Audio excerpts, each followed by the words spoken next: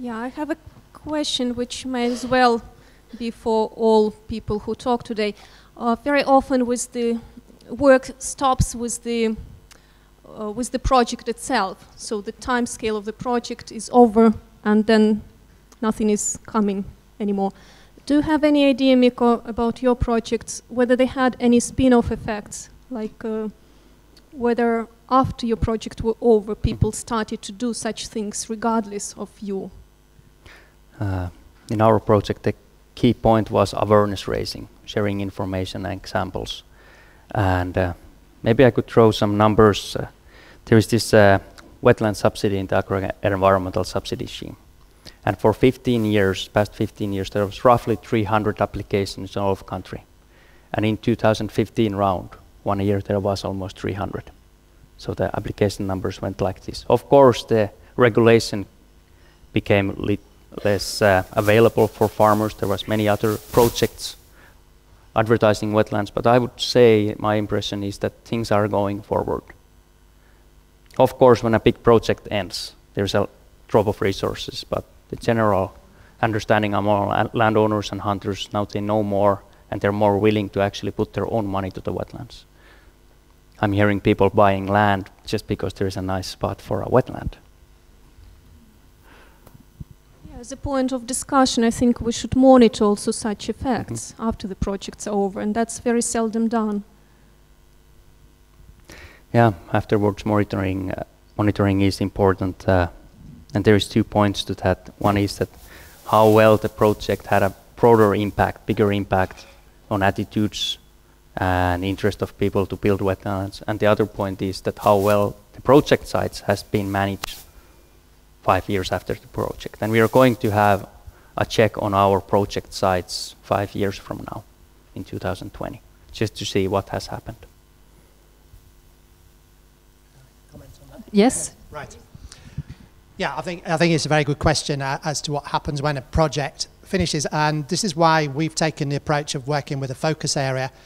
We don't call it a project because it doesn't have a beginning or an end, and we are 4 years into the focus area idea, and that's why the monitoring is so important. And if the monitoring finds that the advice that we're giving is not working, or I'm sure it is in some areas, but in areas where it might need tweaking, it does give us an opportunity to readdress the issues and look at solutions.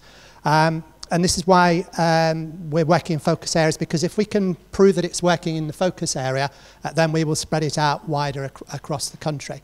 The problem, as with so many of these ideas, is funding. All of the work that we do is funded through the EU Agri-Environment Scheme.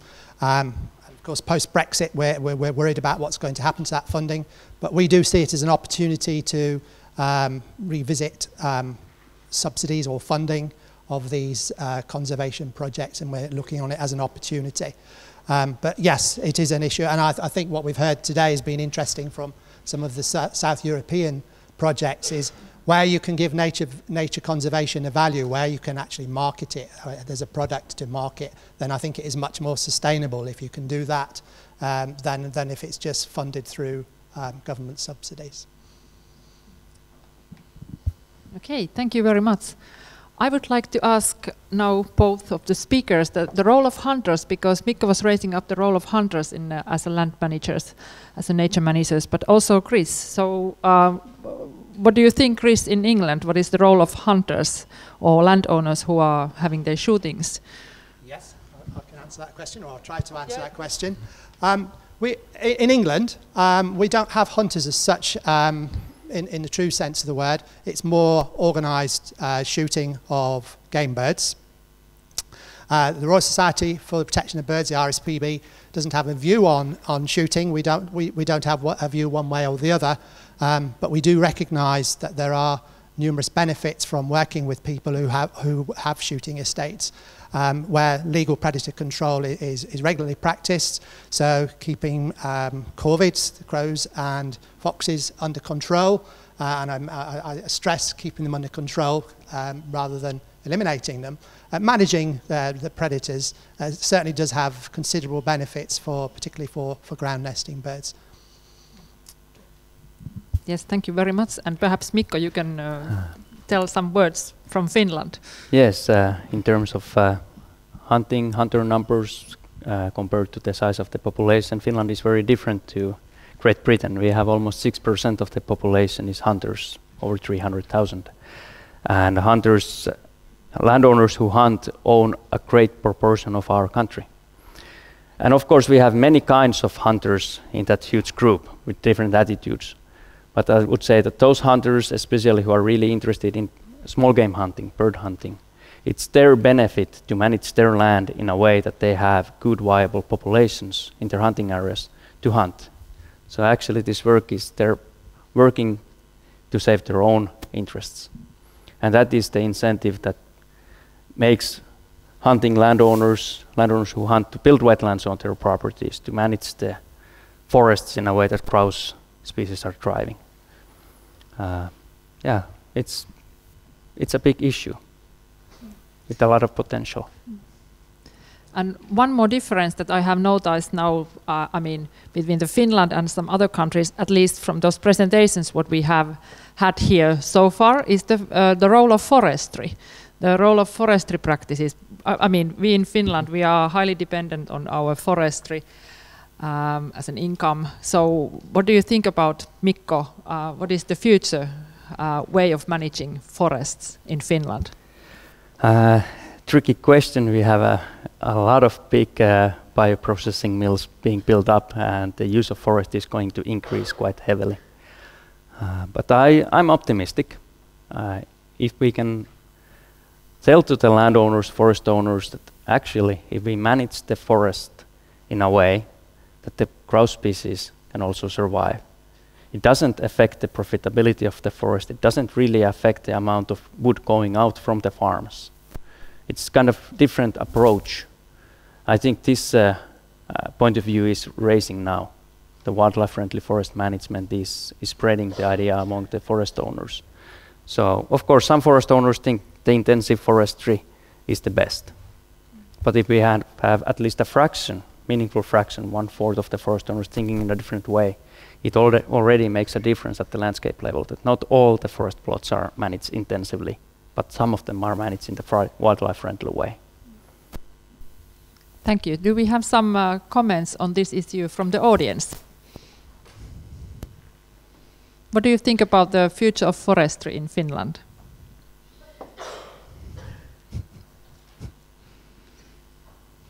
Nobody wants to say anything about it at this point. Okay, we can talk about it later, no problem. Yes? Yeah, in the UK context, in the UK, only about 12% of our land is covered in trees. I think about 9% of that is conifer. The problem in the UK, particularly on farmland with woodland, is that the woods are not managed, and that is the issue rather than over-management. And that is something that we as conservation advisors are promoting, the management of woodlands, so that we've seen big declines in woodland bird species, and reintroducing coppicing, for example, selective management for firewood, because woodland is always seen as a bit of a sort of a bit of an extra to the farm business rather than being part of the farm business, and that's something that we're promoting, that actually, again, I'll come back to that point, if you can put a commercial value on a habitat, then it's more likely to be managed effectively. Yes, thank you very much. Concha?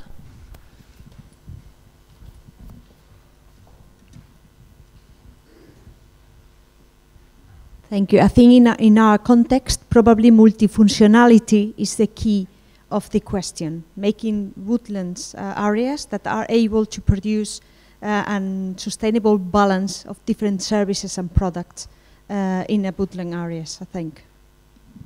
Yeah, a very good point.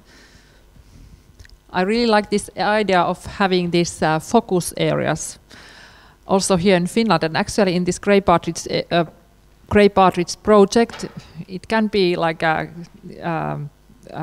thought as a focus area, because in a certain area of Western Finland, this grey partridge is or the habitat of grey partridge is managed in a very nice way, promoting the biodiversity. So we are keeping the grey partridge as an indicator species in that area, like you are keeping your butterflies or so on. But what I would like to see more, and perhaps we can develop some projects or focus areas perhaps tomorrow with this nature management deals, is that what birds you would like to see in your farms, in your place in general. I like this idea of the RSPP in England, and I think there has been a questionnaire, please correct me if I'm wrong, that in Finland that the landowners, the people who are owning the forest, they would like to see the black grouse, they would like to see the capercaillie in their forests, but perhaps we could change the view a little bit or enlarge the project or the way of thinking. What birds you would like to see in your fields, in your crop fields, in your cereals and so on, to increase the biodiversity and the awareness of value of these birds. Yeah, and the fact that we're monitoring farms, we offer to carry out bird surveys on farms, and it is a very good way of actually engaging with farmers in the first instance, where you're offering to do them a survey of what wildlife they have on their farm, and then it gives you a foot in the door, and then you can go further. So yes, I think it's a good way forward is to actually introduce some sort of monitoring. Yes, thank you. Some more comments? Yes? Timo Leskinen from MTK. Heli almost forced me to say something because she was asking what kind of future our forestry has. I think we have a very good future in Finland. And we can combine these things, more use for wood and at the same time good use for our forest for wild game things. And I think very similar way as Mikko told us that we can do so when forest owners have interest to take care of nature. It's almost all forest owners has also other purpose for owning forest, not only money, also taking care of recreative things and wildlife and so on. And we forest owners want to treat our forest so that we have also wild games living well. And it's not losing money, it's just planning things better. And we have also our forest certification systems and other things which gives us help to take these things and keep in mind. But we have not seen all results yet because we have gone only rather short time. But things are going in good position, I think. So. Okay, thank you, Timo. Yes, some more comments. Good.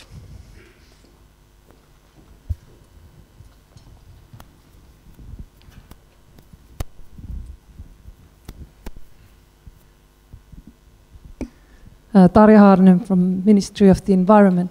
I have a question for Mr. Thompson. You mentioned your countryside stewardship scheme and also your agri-environmental measures, and then you also mentioned the Brexit. So I would like to ask how do you see the future, not if the Brexit happens, but when it happens. Do you think you will continue supporting these kind of issues with your national money? Yes, I think that was an almost inevitable question coming to here from the UK. I, like a lot of other conservationists, woke up with shock and horror when the Brexit announcement was made. But given where we are, our Prime Minister says Brexit means Brexit, so we're having to assume that we will be leaving the EU. We do see that as an opportunity, but it all comes down to what the government ultimately decides to put into the budget for the environment. So we, the RSPB, World Wildlife Fund, the National Trust, and others have formed a Green Alliance, whereby we're consulting with government, we're consulting with all the other NGOs, the National Farmers Union, as also consulting their members, so that we see this as an opportunity to actually bring together best practice, what's worked well, and the way it looks as though it's going to go forward, provided the government puts the money into the environment and it isn't siphoned off into the health service or defence or whatever, assuming that we still have the same budget and the government has promised that they will fund farming and the environment until 2020 at least. Assuming that we get a good budget, then it looks as though, unlike the EU system where you have Pillar 1 and Pillar 2, at the moment the majority of the funding goes from Pillar 1 to farmers and 10% goes into Pillar 2 in the case of the UK. I think even the farming community is resigned to the fact now that actually that if there is going to be funding going forward, it will be for providing environmental goods for the general public, for the taxpayer. So we're really quite optimistic about what might come out of this, but it is very early days and we are lobbying hard. But it's quite encouraging that the farmers' unions are accepting that environmental payments are going to be the way forward rather than direct payments through Pillar 1. Okay, thank you very much. And now I would like to close this session and we will have our lunch. Thank you once more for all the speakers and for you as a great audience.